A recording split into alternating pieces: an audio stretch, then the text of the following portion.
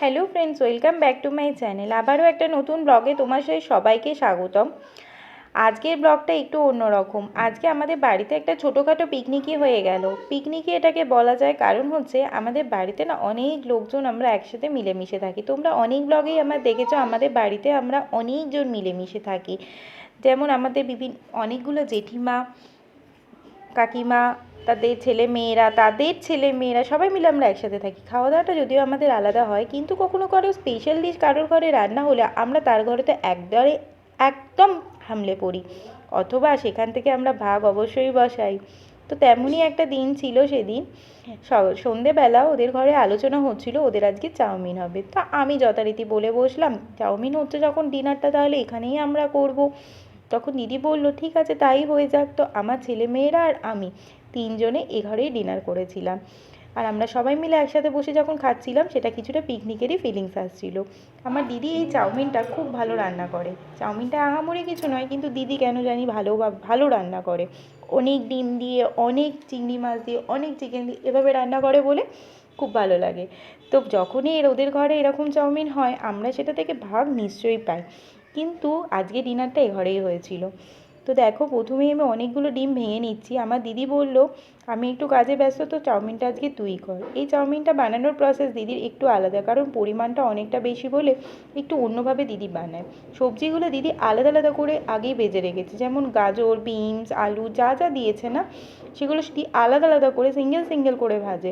একসাথে সব সবজি দিয়ে যেমন আমরা চাউমিন ভেজে ফেলি না, সেরকম ভাজে না দিদি। আলাদা আলাদা সব কটা সবজি আলাদা আলাদাভাবে ভেজে আলাদা জায়গায় তুলে রেখেছে। আর এই ডিমটা দেওয়া বাকি ছিল, আমাকে ভাজতে বলেছিল। আমি যথারীতি আমার আলতো হাতে ভাজছিলাম। আমার দিদির পোষালো না, দিদি বলল তুই সরে যা, আমি ভেজে দিচ্ছি। দিদির এক জায়গায় বেরোনোর ছিল, দিদি খুব তাড়া করছিল, কিন্তু তবুও ওকে তো ওটা করতেই হবে। আর আমার হাতে দিয়ে দিল একটা ভর্তি চাউমিনের জায়গা, আর এই যে ভাজাগুলো ভেজে রেখেছিল সেগুলো, বলল একসাথে অন্য ঘরে গিয়ে মেশাতে থাক। দেখো, আমি একটা জায়গায় এই সবজি আর চাউমিনটা আলাদা করে মেশাচ্ছিলাম। চাউমিনের পরিমাণটা বেশি হওয়ায় আলাদা করে এত বড় কড়াতে নাড়তে খুব অসুবিধা হয়। আর তখন না সবজিগুলো আলাদা আলাদা কারোর কাছে যায় কারোর কাছে যায় না, সেরকম হয়ে যায়। সেই জন্য দিদি আলাদা করে এভাবে সবজিটা ভেজে এটা মিশিয়ে নেয়। এ দেখো, ডিমটাও দেওয়া হয়ে গেল। আজকে যদিও এতে চিংড়ি মাছ, চিকেন এসব কিছু ছিল না, শুধু ডিম দেওয়াই হয়েছিল। আর ডিমটাও দিয়ে এভাবে আমরা মিশিয়ে নিলাম আগে। এবার ভেবো না যে প্রসেসটা এখানেই শেষ, চাউমিন শুধুমাত্র ভেজে ভুজে মিশিয়ে নিলাম আর চাউমিনটা সেদ্ধ করে নিলাম তাহলেই হয়ে গেল। না না, এখানেই প্রসেস শেষ নয়। এরপরে এটাকে আবারও রান্না করা হবে, কিন্তু যাতে মিক্সিংটা প্রপারলি হয় আর সবার ভাগে ডিম সবজি সবটা পড়ে, সেই জন্যেই এটা করা। আর নাড়তেও এতে না অসুবিধা হয় না।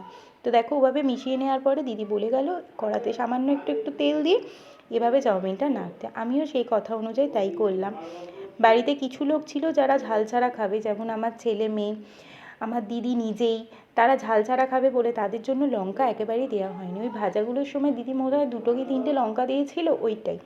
তো সেইটা ঝাল ছাড়া হবে। আর আমার জেঠিমা, আমার দিদির মেয়ে, আমরা সবাই ঝাল খাবো বলে আলাদা করে পরে লঙ্কা দিয়ে রান্না করেছি, অনেক লঙ্কা দিয়ে। তো দেখো, আমি কড়াই একটু করে তেল দিয়ে আর একটু করে চাউমিনের ওই মিক্সিংটা দিয়ে নেড়ে নিচ্ছি। এতেই চাউমিনটা আমাদের রান্না হয়ে গিয়েছিলো। বিশ্বাস করো, খুব ভালো খেতে হয়েছিল। দিদি এই চাউমিনটা খুব ভালো করে বলে দিদির হাতে খেতে খুব ভালো লাগে। তো সেদিন আমি করেছিলাম, খুব একটা খারাপ হয়নি। যেহেতু নাড়িয়েছি লাস্টে আমি, সেই জন্য নামটা আমারই হওয়া উচিত। একদম, এই ব্লগটা আমার দিদি অবশ্যই দেখবে, তো তখন নিশ্চয়ই নামটা আমারই করবে না? তো দেখো, তোমাদেরকে আমি দেখাবো যে এরপরে আমরা যখন বসে খাচ্ছি সেটা সত্যি পিকনিক ফিলিংস আসছে কি না তোমরাই বলো। জয়েন্ট ফ্যামিলি থাকার যে মজা আর একসাথে খাওয়ার যে মজা না, সেটা অন্য কিছুতেই নেই। সবাই যখন খেতে বসে এক একজনের এক একটা কমেন্ট্রি খাবার নিয়ে, সেটা যে এটা এত মজাদায়ক সেটা বলার বাইরে। তো এই চাউমিনটা করেই না আমার রাতের কাজ শেষ হয়নি, জানো তো। আমার মা আর বাবার জন্য তো আমাকে ডিনার বানিয়ে দিতে হয়েছে। তো শুধুমাত্র রুটি বানিয়ে দিলেই যদিও হয়েছিল, তরকারি বানানো ছিল আগে থেকে। তো আমি চাউমিনটা বানানো শেষ করেই সবার আগে চলে গেছিলাম রুটি বানানোর জন্য। তো দেখো, চাউমিনটা বানানো প্রায় আমার শেষের দিকেই হয়ে গেছে। এই প্রথম 3-4 বারেই কড়াতে দেওয়াতেই একদম শেষ হয়ে গেছে। একটা হটপটে রেখে দেওয়া হয়েছিল আর খুব বেশি দেরি হয়নি। বানানোর পরে মোটামুটি আধ ঘন্টা পরেই আমরা খেয়ে নিয়েছি। তো এটা ঠান্ডা হয়ে যাওয়ারও চান্সেস ছিল না, একদম গরম রেখে দিয়েছিলাম। এই দেখো, তোলাও স্টার্ট হয়ে গেছে। আমার ছেলে মেয়েদের আমি আগে খেতে দিয়ে দিয়েছি। আচ্ছা, কারণ ওদের তো খিদে পেয়ে গেছিলো যথারীতি, 9টা বেজে গেছিলো, সেই জন্য ওদের খিদে পেয়ে গেছিলো। চাউমিন বানানোর থেকে শুরু থেকে ওরা পেছনে দাঁড়িয়েছিল, সন্ধ্যে থেকে হতে দিয়ে পড়েছিল আর কি চাউমিন খাবে বলে। ওরাও খেতে ভালোবাসে, যেটা আমি ভালোবাসি, মানে আমার মা আমি যেখানে হুল্লোড় করি ওরাও সেখানে হুল্লোড় করে। এই দেখো রেডি হয়ে গেছে চাউমিন, আর আমি এখানে রুটিও বানাতে চলে এসেছি। রুটিটা বানালেই আমার আজকে কাজ শেষ হয়ে যাবে। যতই ভাবি না কেন কাজ শেষ হবে, বাচ্চাগুলোকে নিয়ে না কাজ কিছুতেই শেষই হতে চায় না। এর মাঝে অবশ্যই আমি বাচ্চাগুলোকে একবার খাইয়ে দিয়েও গেছি, ওরা একা একা বসে খাচ্ছিল না, আমার মা খুব বকাবকি করছিল, সেটা দেখে আমি আবার বসে একটু খাইয়েও দিয়ে গেছিলাম। গ্যাসটা বন্ধ করে ওদিকে চাউমিনে রুটি আমার রেডি, মাত্র 5টা রুটি করতে হয়েছে, সেই জন্য খুব একটা সময়ও লাগেনি আমার। রুটি করতে বেশি সময় লাগে না, কিন্তু আমার মা মনে করে না রুটিটা তাড়াতাড়ি করা থাকলে একদম নিশ্চিন্ত, রাত্রের খাবারটা তো পাবো। কিন্তু আমি মাকে বলে বোঝাতেই পারি না যে তুমি রুটি যদি আগে বানিয়ে ফেলো সেটা খেতে ভালো লাগে না, এই শীতের দিনে তো আরও ভালো লাগে না। জায়গাটা বড্ড মেসি হয়ে গেছে, সেই জন্য আমি খুব তাড়াতাড়ি করে এইগুলো একটু মুছেও নিলাম। এই দেখো জায়গাটা প্রচণ্ড মেসি হয়ে গেছিলো গো। আর রুটি করার পর না আটাটা চারদিকে এমন ছড়িয়ে যায়, জায়গাটা এত নোংরা দেখতে লাগে যে পরের দিন সকালবেলা আসলেই মাথা গরম হয়ে যাবে যে কোনো মানুষের। সকালে যদি আমি রান্নাঘরে আসি না, প্রথমে আমার বাবা আসে বা আমার মা আসে, কিন্তু মনটা সত্যিই খুব খারাপ হয়ে যায় এরকম যদি নোংরা হয়ে কেউ দেখে। আর রাত্রির বেলা এই রুটি করে একবার বেরিয়ে চলে গেলে না আর কিছুতেই ইচ্ছা করে না সেগুলো আর করতে।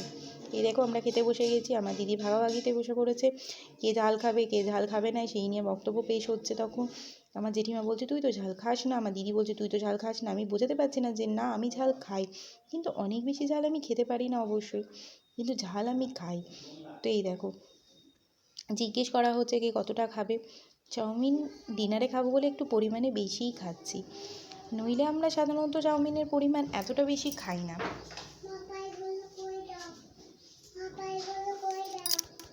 এই দেখো চাউমিনটা ভাগ করাও হয়ে যাচ্ছে, এবার আমরা সবাই মিলে একসাথে বসে পড়েছি খেতে। আরও একজনকে আমার দিদি নিয়ে বসিয়েছে, আমার দিদির ছেলেও মেয়েও নিয়ে বসিয়েছে আর কি, সে হলো আমার দিদির ছেলে। তোমরা দিদির ছেলেকে দেখবে, দেখলে অবাক হয়ে যাবে, ওরাও আমার সাথে ডাইনিং টেবিলে খায়, তোমরা এটাই ভাববে। কিন্তু কি করব, আমার এটা একদম পছন্দ নয়, কিন্তু অগত্যা জেঠিমার ঘরেতে খাচ্ছি, তো জেঠিমার কিছু কথা তো রাখতেই হবে।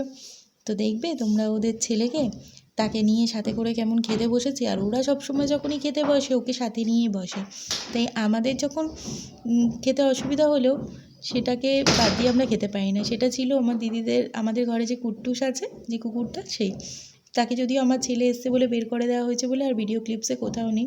আমার ছেলেকে অনেকক্ষণ ধরে আমরা সবাই মিলে সাধাসাধি করছিলাম, কিছু খাবি বাবু, বাবু আর খাবি, একটু ডিম খা, এই খা ওই খা, সে কিছুই খাচ্ছিল না, কিন্তু তার দিদির কোলে বসে সে টুকটুক টুকটুক করে খেতে লেগে গেল।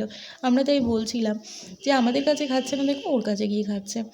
আমার এই দিদির মেয়ের সাথে আমার ছেলের খুব ভালো ভাব, যেমন ভাব তেমনি মারামারি করে দুজনে মিলে। যখনই আমার দিদির মেয়ে আসে, আমার এই ছেলে তার সাথে মারামারি করতে লেগে যায়, ও নিয়ে কিছু ওর পালিয়ে যাবে, ও ওর সাথে মারামারি করবে, দিয়ে কান্নাকাটি করবে, দিয়ে ঝামেলা লাগিয়ে দেবে।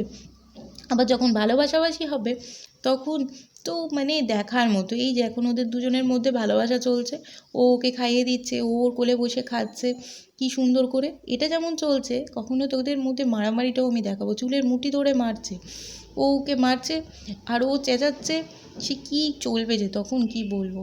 তবে হ্যাঁ, দুজনের মধ্যে আমার দিদির মেয়ে বড় হয়ে গেছে তো একটু, তো ও অনেক বোঝদার, ও সে মারামারি করে মানে মজা করেই করে, আর সেই ব্যাপারটা আমার ছেলে বুঝতে পারে না। এই দেখো ও ওর সাথে মারামারির অ্যাক্টিং করছে এখন, এই যে দুজনের মধ্যে ভাব, এই যে মারামারি, এই যে ওকে অ্যাক্টিং করছে আর ও এই অ্যাক্টিংয়ে দিচ্ছে, পোজ দিচ্ছে।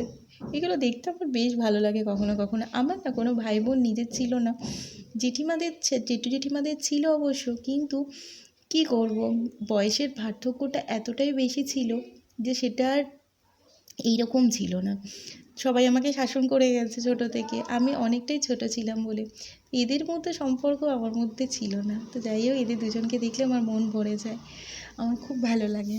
আমার এই দিদির মেয়েকে আমি ছোটো থেকে কোলে করে পিঠে করে বড়ো করেছি, আমার খুব ভালো লাগে, এখন ও আমার ছেলে মেয়েদের কোলে কোলে বড়ো করছে।